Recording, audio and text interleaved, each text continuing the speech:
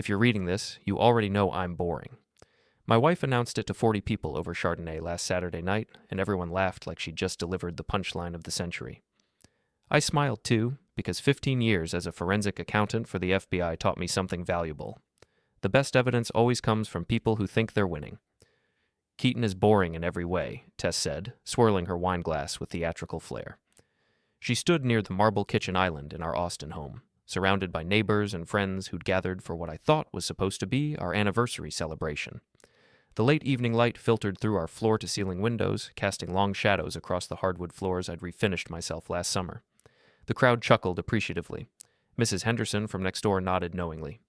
Jim Carlyle, our financial advisor, raised his eyebrows in mock sympathy. Even Jonah Martinez, my best friend since college, winced slightly but kept his mouth shut. Boring in conversation, Tess continued, warming to her theme. Boring in bed. Boring in his choice of weekend activities. I mean, who organizes their garage by manufacturer and purchase date? More laughter. Someone clinked a glass. I felt the familiar weight of my phone in my jacket pocket and remembered why I'd been carrying it everywhere lately. At least I'm not boring enough to text other men from our bedroom, I said quietly, pulling out my phone. The laughter stopped like someone had flipped a switch. Then I showed her mother the screenshots. Avon Bardell, Tess's mother and the matriarch of Austin's Old Money Society, had been sipping her wine with the satisfied expression of someone watching her least favorite son-in-law get publicly roasted. Her wine glass paused halfway to her lips as I held up my phone. The screen glowed bright in the dimming room, displaying a cascade of messages between my wife and someone named Colby. 6 months of intimate conversations, complete with timestamps that proved they'd been texting at 2 a.m. while I slept beside her. "Oh my God," whispered Lacey Morrison, Tess's best friend and fellow socialite. "Is that—" "Colby Varron," I said, watching Avon's face drain of color. "Your financial advisor's son, right? The yoga instructor who's been giving my wife private lessons every Tuesday and Thursday afternoon." The silence stretched like a rubber band about to snap. 40 guests stood frozen in our living room, wine glasses suspended, conversations abandoned mid-sentence.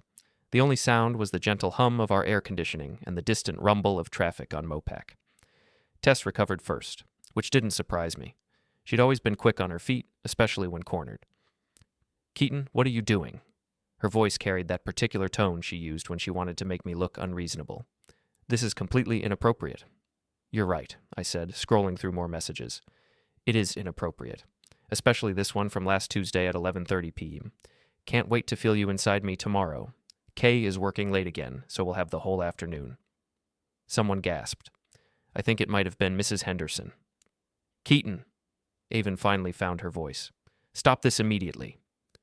"Or this one from 3 weeks ago," I continued, my voice steady despite the adrenaline coursing through my system.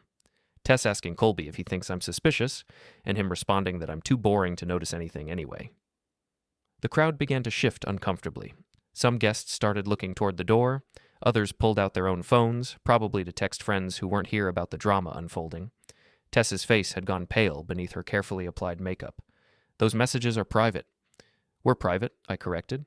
"But since we share a phone plan and I pay the bills, I have access to all the account information, including text message logs." Jonah finally spoke up. "Maybe we should—" "Actually," I said, turning to address the room, "I think everyone should know the truth, especially since Tess has been telling people that our marriage has been struggling because I work too much and don't pay attention to her needs." I scrolled to another message and read aloud. "Kay bought me flowers yesterday.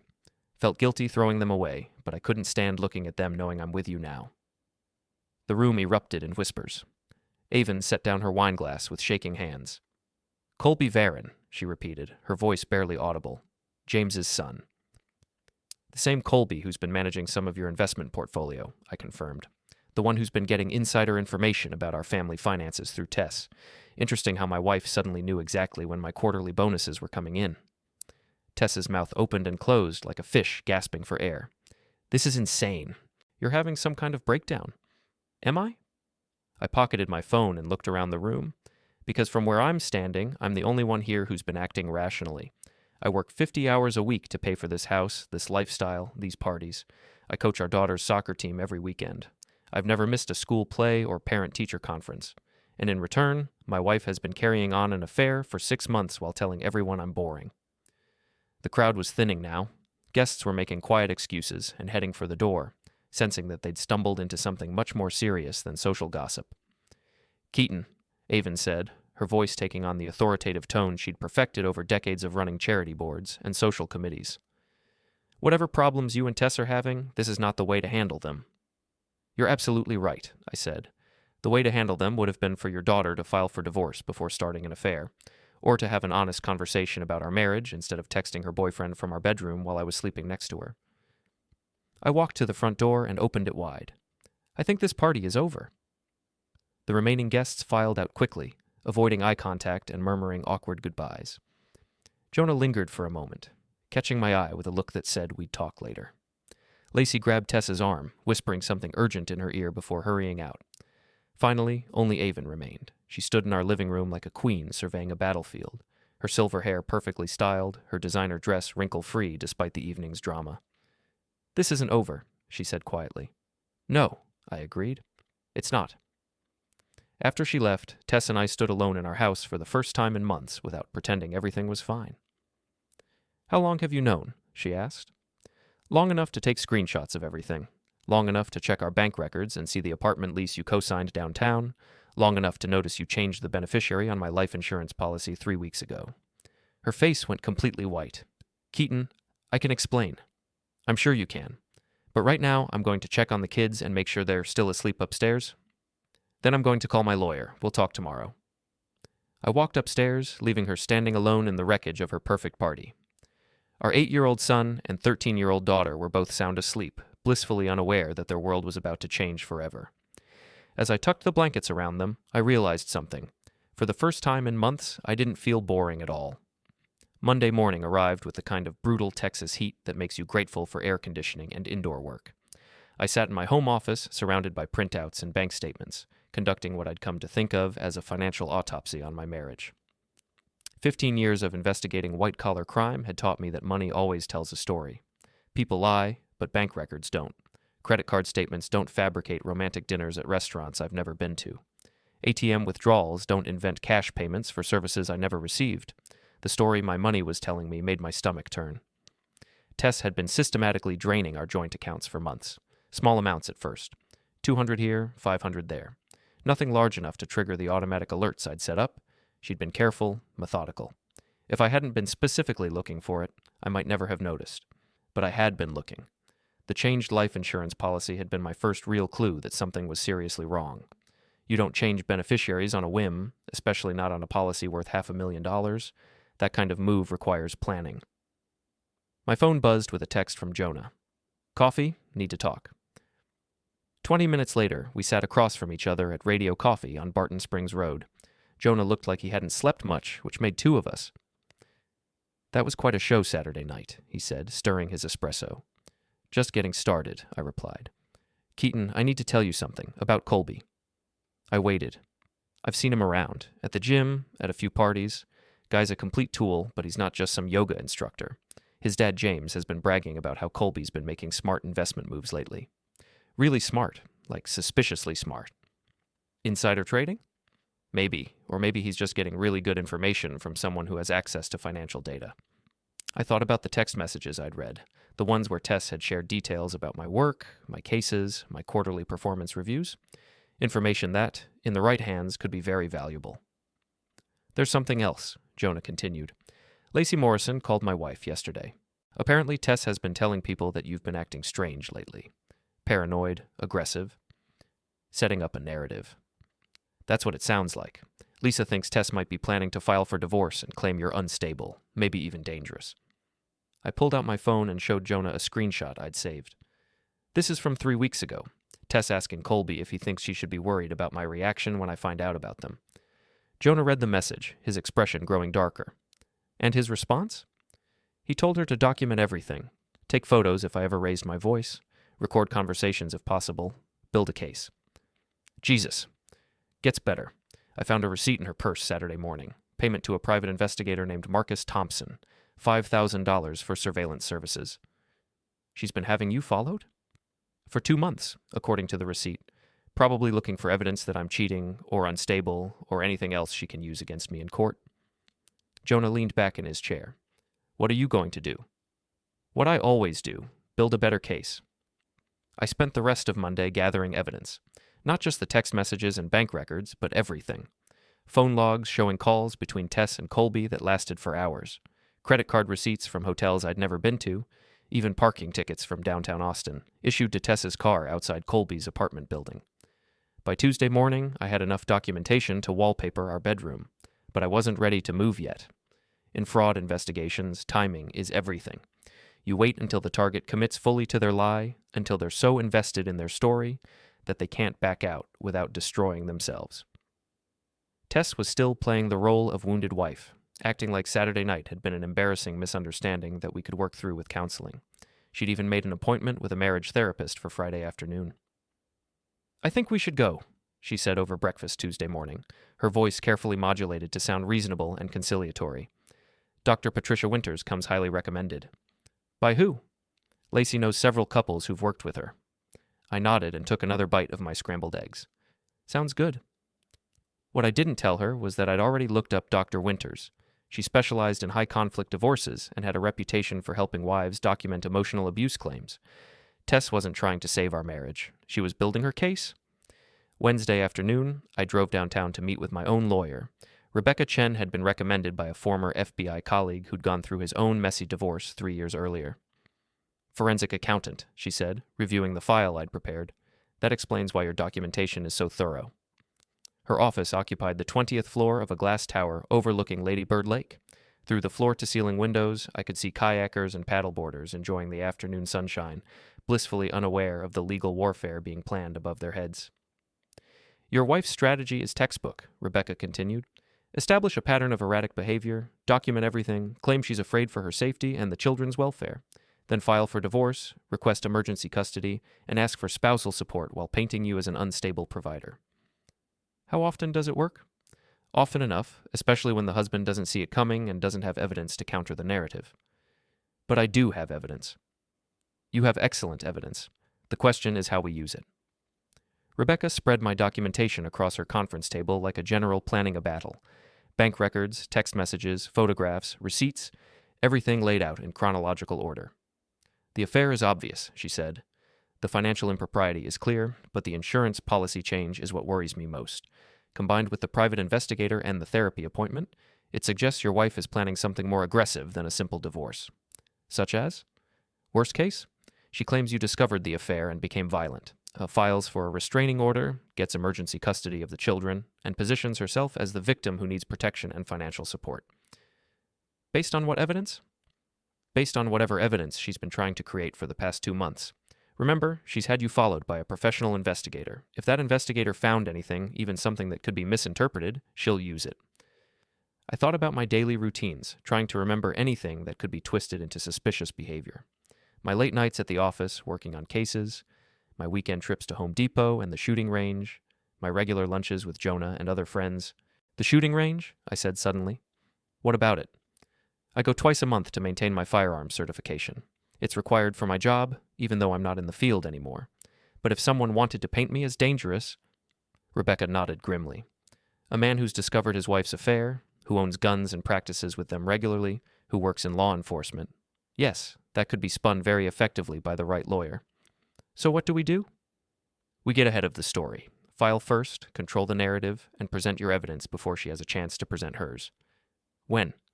"Tomorrow. I'll have the papers ready by morning." That night, I sat in my home office reviewing everything one more time. Tess was upstairs, presumably asleep, though I'd noticed she'd been staying up late on her phone recently, probably coordinating with Colby and her lawyer about their next moves. I opened my laptop and began typing an email to my supervisor at the FBI. After 15 years of service, I had accumulated substantial vacation time and sick leave. It was time to use it. Subject: request for emergency leave. The email was brief and professional. Family emergency. Would keep him updated on my status. Expected to return within 30 days. I sent it at 11:47 p.m. and immediately felt a weight lift from my shoulders.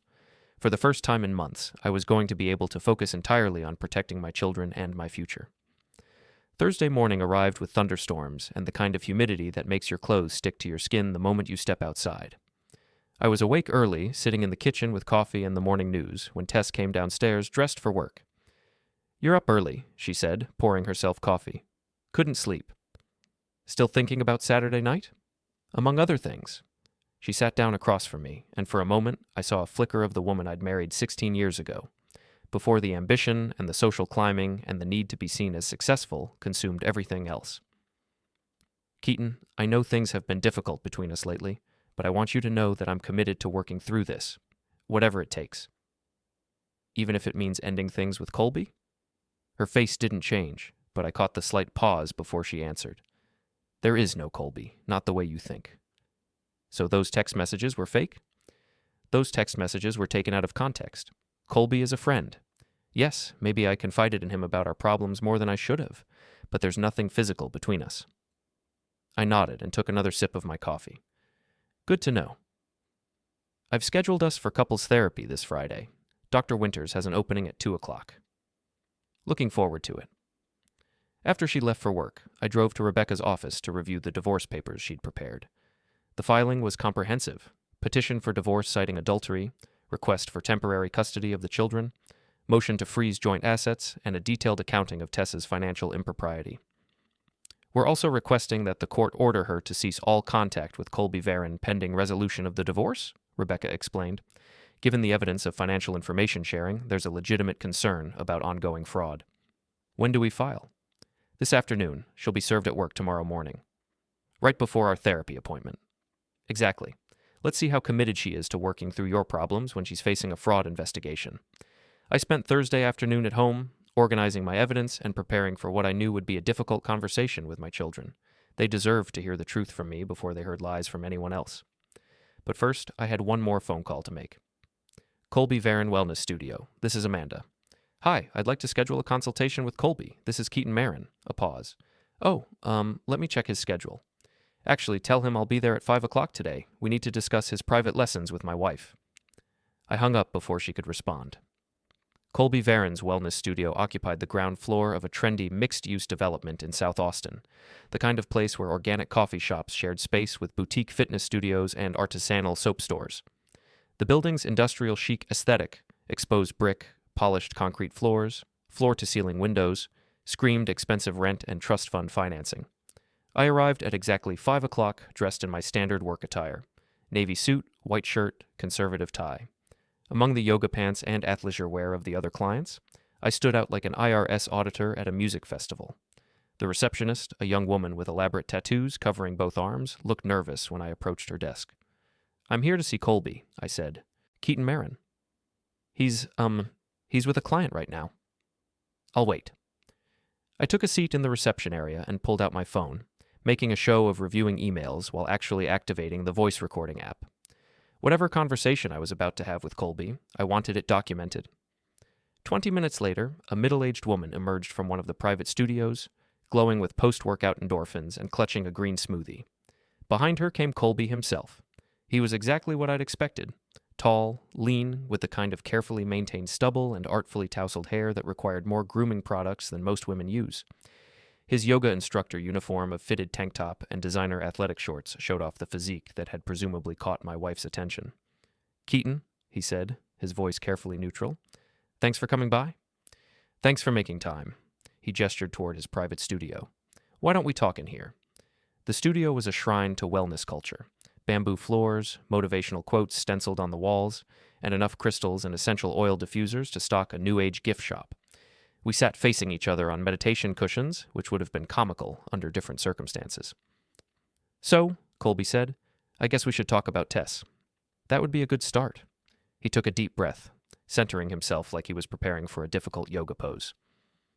Look, I want you to know that what happened between us wasn't planned. It just sort of evolved naturally. Over 6 months. You know about the timeline? I know about everything, Colby. The text messages, the hotel receipts, the apartment lease she co-signed for you. I know she's been sharing information about my work and my finances. I know about the private investigator she hired to follow me. His carefully maintained composure cracked slightly. She hired a private investigator?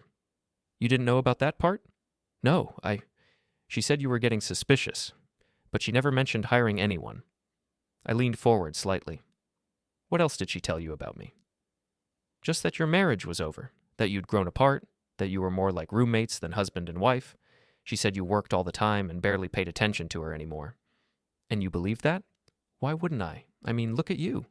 He gestured at my suit. You're exactly what she described. Buttoned up, serious, probably haven't taken a vacation in years.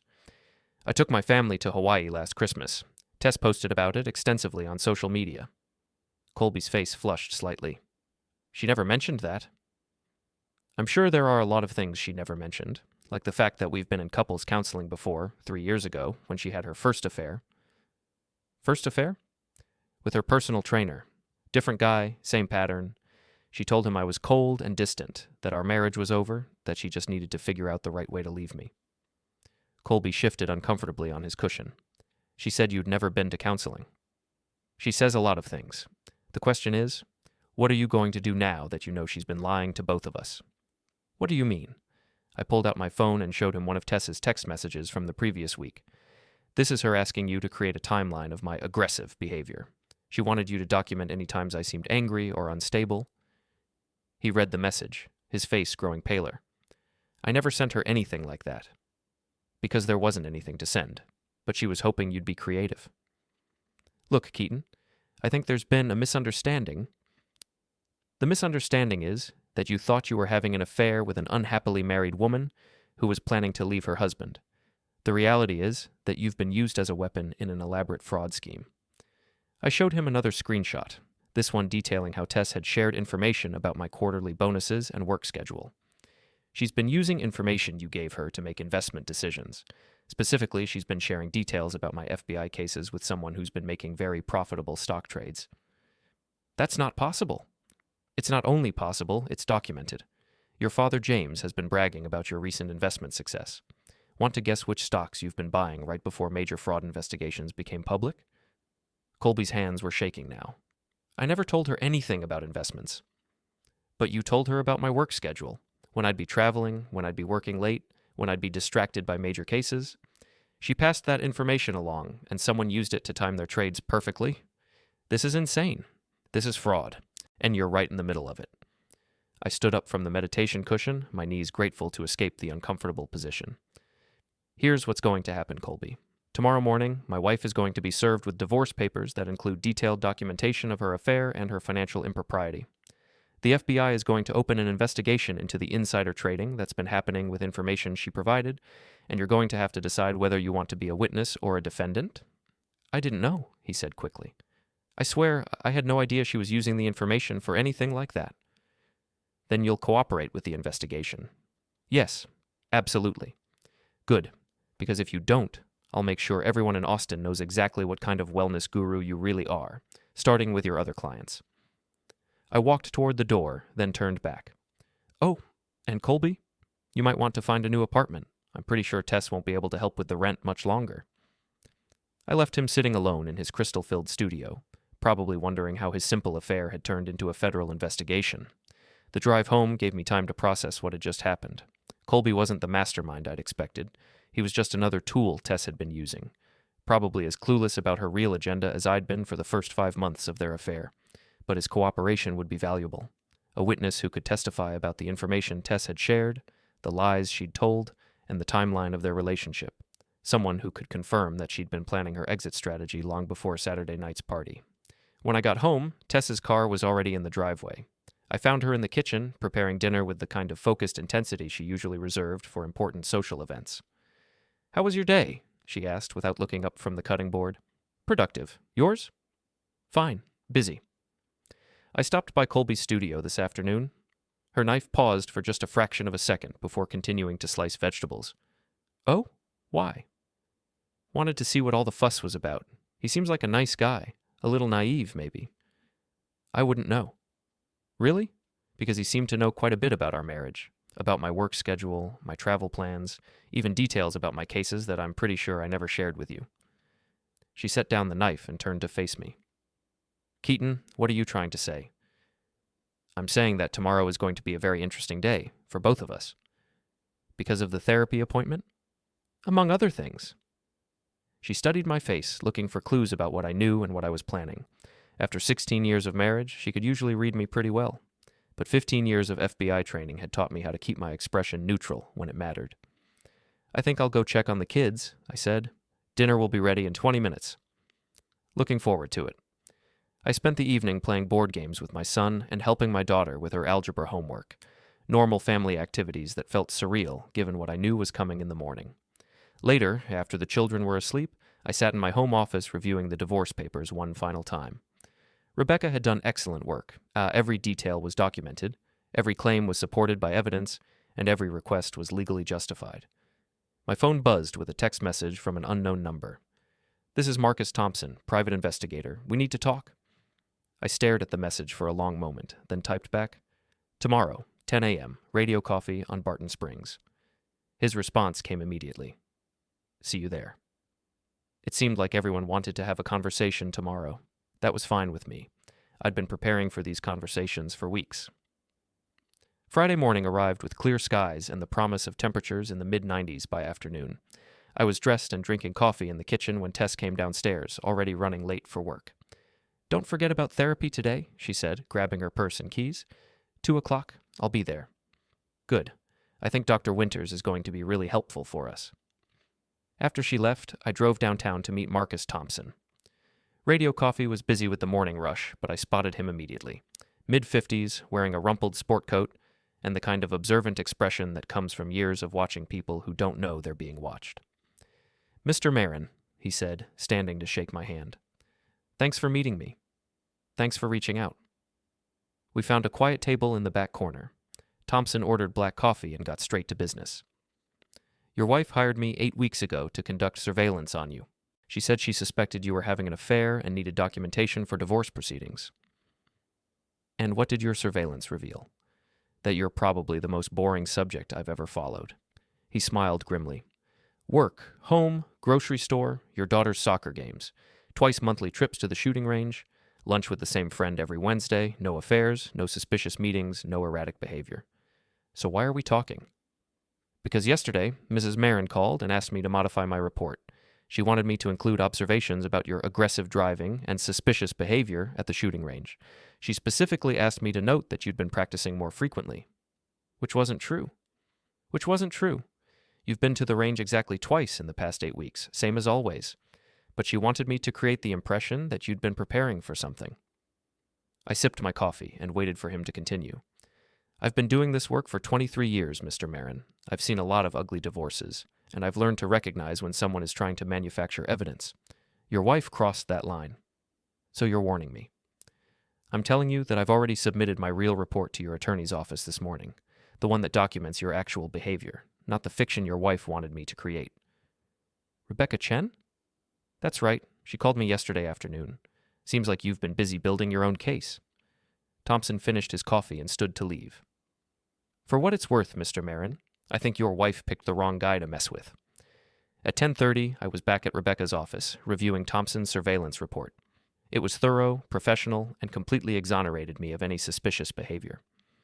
"This is better than I hoped for," Rebecca said. "Not only does it prove you've been acting normally, but it documents that your wife tried to suborn perjury from a licensed investigator." "When do we serve the papers?" "Process server is already on his way to her office. She should receive them within the hour." "And then?" "Then we wait to see how she responds.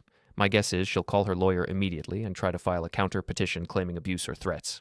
Based on what evidence? Based on whatever evidence she thinks she can create between now and this afternoon.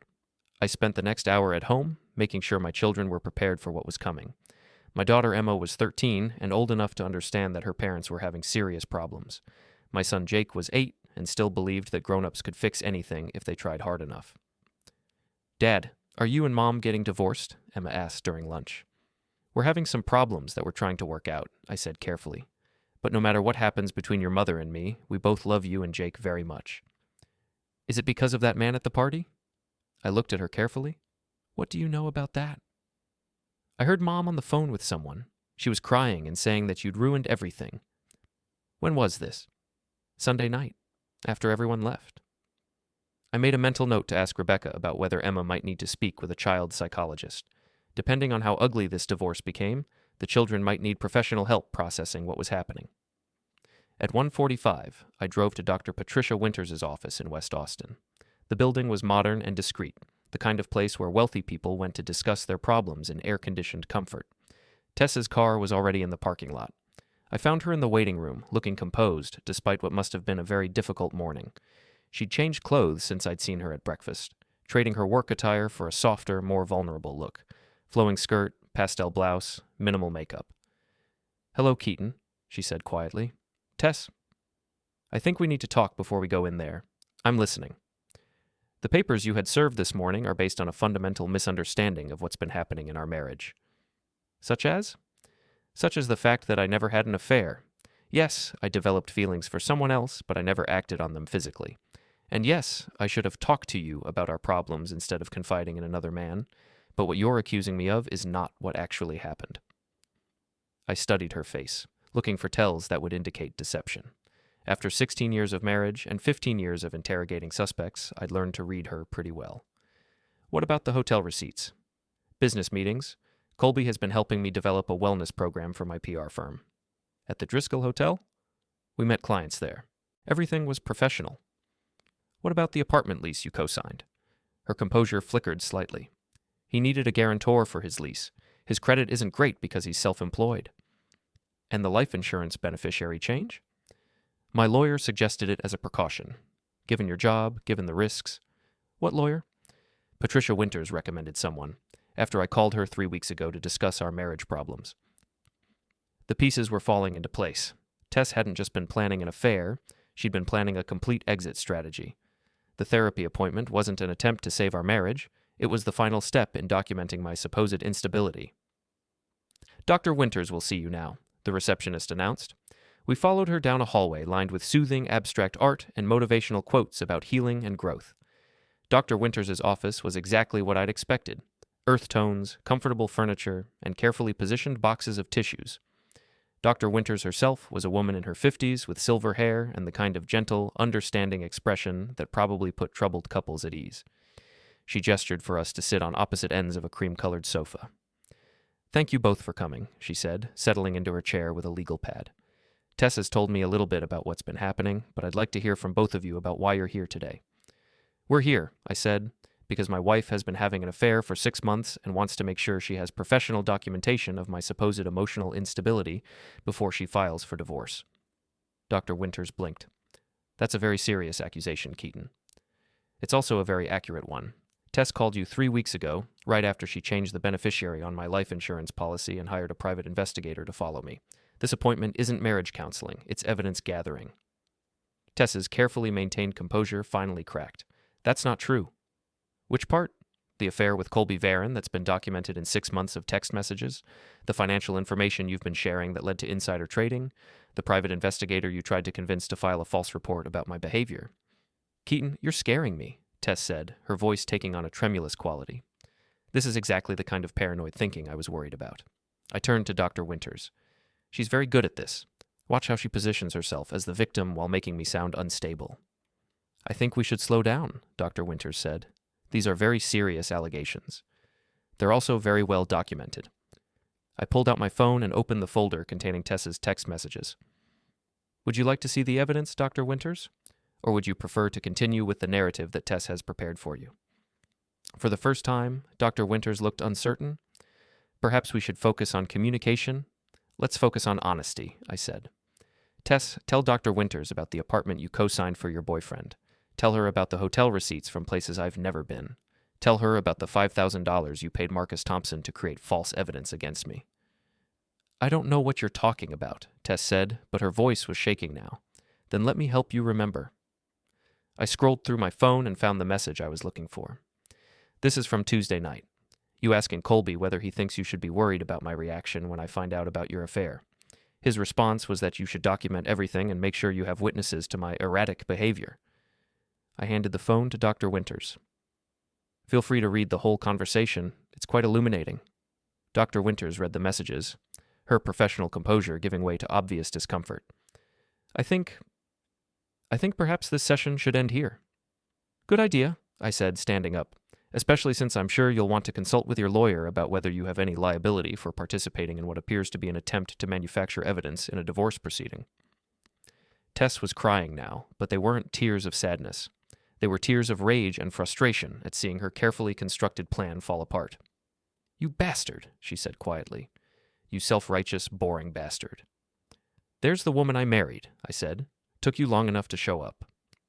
I left them both sitting in Dr. Winters' office and walked out into the blazing Austin afternoon. My phone was already ringing with calls from Rebecca, probably wanting to know how the therapy session had gone. But first, I had one more stop to make. Colby's wellness studio was closed when I arrived, but I could see lights on in the back office. I knocked on the glass door until he appeared, looking like he hadn't slept since our conversation the previous evening. "We're closed," he said through the glass. "We need to talk." He unlocked the door reluctantly. "Look, Keaton, I've been thinking about what you said yesterday, and I think there's been a huge misunderstanding. The misunderstanding is over. Your girlfriend was served with divorce papers this morning." His face went pale. "Divorce papers?" "Citing adultery, fraud, and attempted manipulation of evidence. She's probably calling you right now to coordinate your stories." As if on cue, his phone started buzzing. He looked at the screen and then at me. "Tess," he said, "don't answer it." "Why not?" "Because anything you say to her from this point forward can be used as evidence of conspiracy to commit fraud, and because I'm about to make you an offer that's significantly better than whatever she's planning to propose." He set his phone on the reception desk, still buzzing. "What kind of offer?" "Full immunity from prosecution in exchange for your complete cooperation with the FBI investigation into the insider trading scheme." "There is no insider trading scheme." "Then you have nothing to worry about." I pulled out a chair and sat down. "Let me explain how this works, Colby. The FBI is very good at following money trails.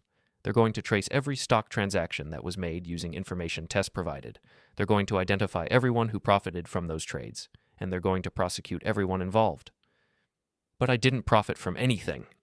"Your father did. James Varron has been making very profitable trades lately, hasn't he? Always seems to know exactly when to buy and sell." Colby's phone stopped buzzing, then immediately started again. "The question is whether you were an active participant or just a useful idiot," I continued. "The answer to that question will determine whether you spend the next 5 years in federal prison or just have to find a new career." "What do you want me to do?" "Tell the truth about everything. The affair, the information Tess shared with you, the conversations you had about my work and my schedule, all of it." "And if I do that?" "Then you walk away from this with nothing worse than a damaged reputation and a failed business." His phone buzzed again. This time he turned it off completely. "She told me you were abusive," he said quietly. "She said you'd threatened her, that she was afraid of what you might do if you found out about us. And yet here we are, having a civilized conversation. She said you owned guns." "I do. It's required for my job. I also own a car, a lawnmower, and several kitchen knives, none of which I've ever used to threaten anyone." He sat down heavily in the chair across from me. "I really thought she loved me." "She probably did, in her way, but Tess loves herself more than she's ever loved anyone else, including our children." "What's going to happen to her?" "That depends on how far she's willing to push this. If she accepts the divorce terms and cooperates with the investigation, she'll probably avoid criminal charges. If she keeps trying to manufacture evidence and manipulate the legal system..." I let the sentence hang in the air. "I'll cooperate," he said finally. "I'll tell them everything." "Good. My lawyer will be in touch with you Monday morning to arrange a formal statement." I stood to leave, then turned back. "One more thing, Colby. If Tess contacts you again, don't answer. Don't meet with her. Don't text her back. Don't try to help her. She's going to try to drag you down with her, and your only chance of avoiding that is to stay as far away from her as possible." "Understood." I left him sitting alone in his failed wellness studio and drove home to wait for the next phase of Tess's response. I didn't have to wait long. At 7:30 that evening, while I was helping Jake with his homework, 2 police officers knocked on our front door. Tess stood behind them, her eyes red from crying, but her posture radiating righteous indignation. "Mr. Merren," the older officer said, "I'm Sergeant Williams. This is Officer Martinez. We need to talk to you about a domestic disturbance report." "What kind of domestic disturbance?" "Your wife says you threatened her this afternoon. She's requesting that we escort her inside to collect some personal belongings." I looked past the officers to Tess. "What did you tell them?" "I told them the truth," she said. "That you've been acting erratically since you found out about my friendship with Colby. That you made threatening statements during our therapy session today. That I'm afraid to be alone with you." Sergeant Williams consulted his notes. "Mrs. Merren says you told her you were going to destroy her and that you made references to your firearms training. Did she mention that she's been having an affair for 6 months? Or that she hired a private investigator to create false evidence against me? Or that she tried to convince a licensed therapist to document my supposed mental instability?" Sir, we're just here to ensure Mrs. Merren can safely collect her belongings. Of course. Come on in. I stepped aside and let them enter. Emma and Jake appeared at the top of the stairs, drawn by the commotion. Kids, go to your rooms for a few minutes, I said gently. Everything's fine. Tess brushed past me without making eye contact and headed upstairs. The officers followed her, leaving me standing alone in my own living room, feeling like a criminal in my own home. 20 minutes later, they came back downstairs. Tess was carrying 2 suitcases and had clearly been crying again. Where will you be staying? I asked. That's none of your business. It is if you want to see the children, Sergeant Williams intervened. Mr. Merren, we'd recommend that any discussions about custody arrangements go through your lawyers. Agreed. After they left, I sat down with Emma and Jake to explain what was happening. It was one of the hardest conversations I'd ever had. Is Mom coming back? Jake asked. I don't know, buddy. She's going to stay somewhere else for a while so we can all figure things out. Are we in trouble? Emma wanted to know. No, sweetheart. You and Jake haven't done anything wrong. Sometimes adults make mistakes and have to face the consequences. That night, after the children were asleep, I sat in my home office reviewing everything that had happened. Tess's decision to involve the police was predictable but dangerous. She was escalating the situation, trying to create a public record of my supposed threatening behavior. But she'd also made a critical mistake. By filing a false police report, she'd committed a crime, and by doing it in front of witnesses who could testify about her real motivations, she'd created evidence that would destroy her credibility in court. My phone buzzed with a text from Rebecca. Saw the police report. We need to talk first thing Monday morning, I typed back. She's getting desperate. Desperate people make mistakes. This one might have just cost her everything. I poured myself a glass of whiskey and sat on my back deck, looking out at the Austin skyline. The city lights twinkled in the distance, and I could hear the faint sound of live music drifting from downtown. For the first time in months, I felt like I could breathe again. The truth was finally out in the open, and despite Tess's best efforts to paint me as the villain, the evidence was on my side. My phone rang. Jonah. Heard you had some excitement tonight, he said. News travels fast. Lisa ran into Lacey Morrison at the grocery store. Apparently Tess is staying at the Four Seasons and telling everyone you've had a complete mental breakdown. Of course she is. How are the kids handling it? Better than I expected. They're resilient. And how are you handling it? I took a sip of whiskey and watched a plane's lights blink across the clear night sky. I'm good, Jonah. For the first time in a long time, I'm really good. What happens next? Next, we let the legal system do what it's designed to do, and we see how much damage Tess is willing to inflict on herself trying to avoid the consequences of her choices. Think she'll back down? No, she's going to fight this until the very end. But that's okay. I've been preparing for this fight a lot longer than she realizes. After we hung up, I finished my whiskey and went inside to check on my children one more time. They were both sleeping peacefully, unaware that their world had fundamentally changed in the space of a single day. Tomorrow would bring new challenges, new accusations, and probably new attempts by Tess to manipulate the situation in her favor. But tonight, for the first time in months, I was sleeping in a house where I didn't have to wonder what lies were being told in the next room. The bedroom receipts had finally been presented, and the bill was coming due. Monday morning brought unseasonably cool weather and the kind of crisp autumn air that makes you believe in new beginnings. I was up early, making breakfast for Emma and Jake, when my phone rang with a call from Rebecca. We have a problem, she said without preamble. What kind of problem? Tess filed an emergency petition yesterday evening requesting immediate custody of the children. She's claiming you pose a danger to their safety based on your threatening behavior Friday afternoon. I set down the coffee pot and walked into my office. Based on what evidence? The police report from Friday night, her therapist's notes from your session, and an affidavit from Colby Varron stating that you threatened him at his studio. Colby gave her an affidavit? Apparently she convinced him that cooperating with you would make him an accessory to whatever revenge you're planning against her. I felt a cold anger settle in my chest. After everything I'd explained to him about Tess's manipulation tactics, Colby had still chosen to believe her lies over the documented evidence I'd shown him. When's the hearing? This afternoon at 2 o'clock. Judge Martinez is presiding. Can we win? With the evidence we have? Absolutely. But Tess is playing a dangerous game here. If she's willing to lie under oath to a federal judge, she's more desperate than we thought. After breakfast, I drove Emma and Jake to school, not knowing if I'd be picking them up that afternoon or if they'd be going home with their mother to whatever temporary arrangement she'd made. Dad, are we going to see Mom today? Jake asked as I walked him to his classroom. I hope so, buddy. There are some grown-up things we need to work out first. Is she still mad at you? She's upset about some things that happened between us, but that doesn't change how much she loves you and Emma. It wasn't entirely true, but 8-year-olds don't need to know that their mother is willing to use them as weapons in a legal war. At 10 o'clock, I met with Rebecca at her office to prepare for the custody hearing. She'd spent the weekend gathering additional evidence and preparing witness statements that would counter Tess's claims. Marcus Thompson will testify about Tess's attempt to suborn perjury, she explained. Dr. Winters has agreed to provide her notes from Friday's session, which document Tess's deceptive behavior. And I've subpoenaed Colby Varron to appear this afternoon. Will he tell the truth? He'll have to. Lying under oath in a federal custody hearing is a felony, and I don't think he's stupid enough to risk that for someone who's already thrown him under the bus. What about Tess? She's represented by David Kellerman. He's aggressive, expensive, and not particularly concerned with ethical boundaries. Expect him to paint you as a dangerous, unstable federal agent who's using his law enforcement connections to harass his innocent wife. How do we counter that? With facts. Your employment record, your psychological evaluations, testimony from colleagues and friends. The truth is on our side, Keaton. We just have to make sure the judge hears it. At 1:30, we walked into Judge Martinez's courtroom. It was smaller than I'd expected, with wood paneling and fluorescent lighting that gave everything a slightly surreal quality.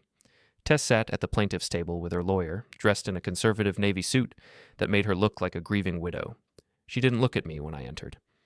Judge Martinez was a woman in her early 60s with gray hair and the no-nonsense demeanor of someone who'd been dealing with ugly custody disputes for decades. She reviewed the case files while we settled into our seats.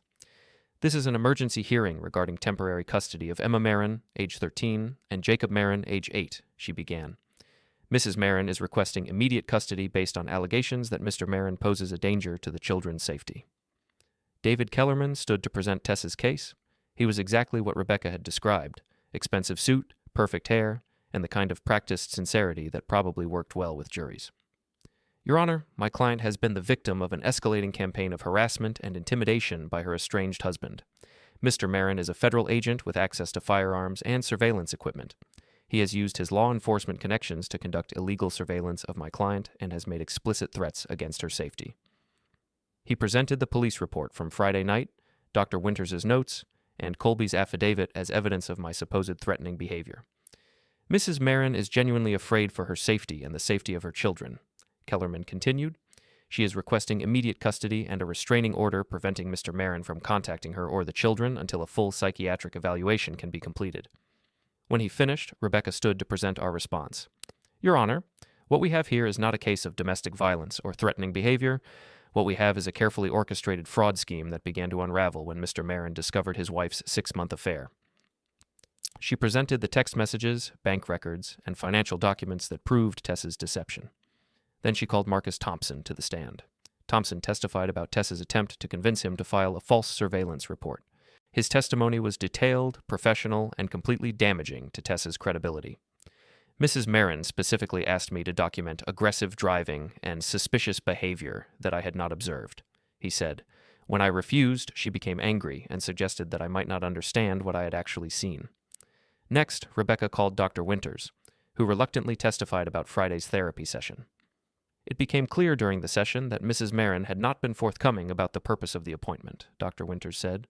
She had presented the situation as a marriage in crisis, but the evidence Mr. Merren provided suggested a more complex dynamic involving deception and manipulation. Finally, Rebecca called Colby Varron. He looked terrible, pale, nervous, and obviously uncomfortable about being in court. Kellerman objected to his testimony, arguing that it was irrelevant to the custody question, but Judge Martinez overruled him. Mr. Varron, Rebecca began, you signed an affidavit stating that Mr. Merren threatened you during a conversation at your studio. Is that testimony accurate? Colby glanced at Tess, then at me, then at the judge. I may have misinterpreted what he said. What exactly did Mr. Merren say to you? He told me that there was going to be an FBI investigation into insider trading, and that I could either cooperate as a witness or be prosecuted as a defendant. Did he threaten you with physical violence? No. Did he threaten your property or your business? No. So when you signed an affidavit claiming he had threatened you, what were you referring to? Colby's voice was barely audible. I was scared. Tess said he was dangerous, that he might try to hurt me. She said the affidavit would protect both of us. So Mrs. Merren asked you to sign a false statement? Yes.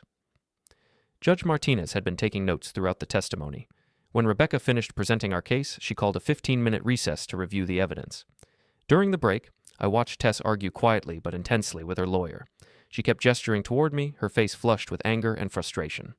Whatever strategy they'd planned was clearly falling apart. When court resumed, Judge Martinez delivered her ruling. Based on the evidence presented today, I find no credible threat to the safety of the minor children. The allegations against Mr. Merren appear to be part of a pattern of deceptive behavior by Mrs. Merren designed to gain advantage in divorce proceedings. She looked directly at Tess.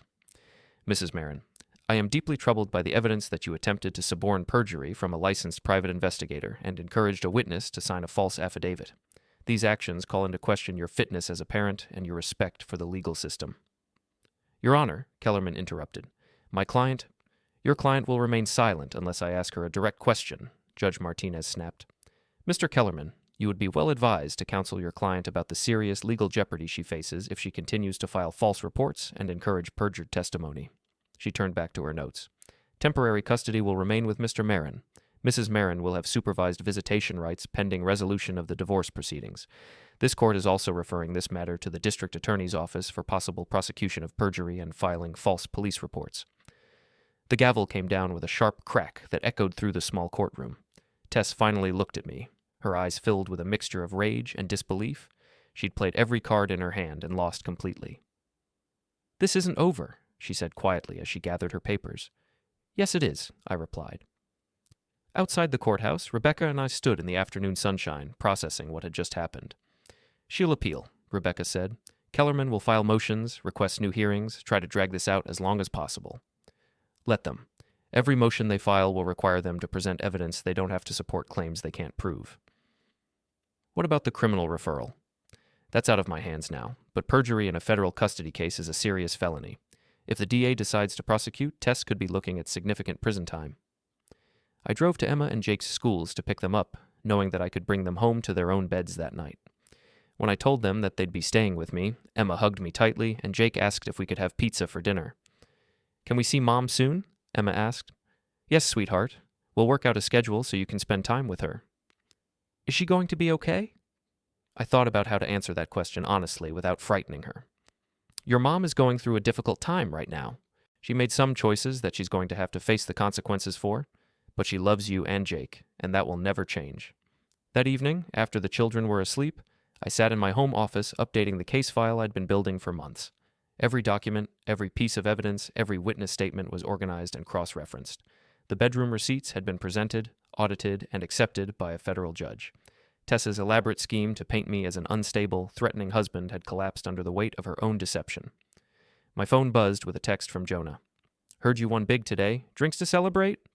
I typed back, rain check, spending the evening with my kids. Everything okay? Everything's perfect. And for the first time in months, that was actually true. The house was quiet, my children were safe in their beds, and the woman who had been systematically destroying our family with lies and manipulation was finally facing the consequences of her choices. I poured myself a small glass of whiskey and stepped onto the back deck. The Austin skyline glittered in the distance, and I could hear the faint sound of music from the clubs downtown where people were celebrating the end of another work week. Tomorrow would bring new challenges. Tess would regroup with her lawyer and plan their next move. There would be more court dates, more legal bills, and probably more attempts to manipulate the narrative in her favor. But tonight, the truth had won. And sometimes, that's enough. The bedroom receipts had been paid in full.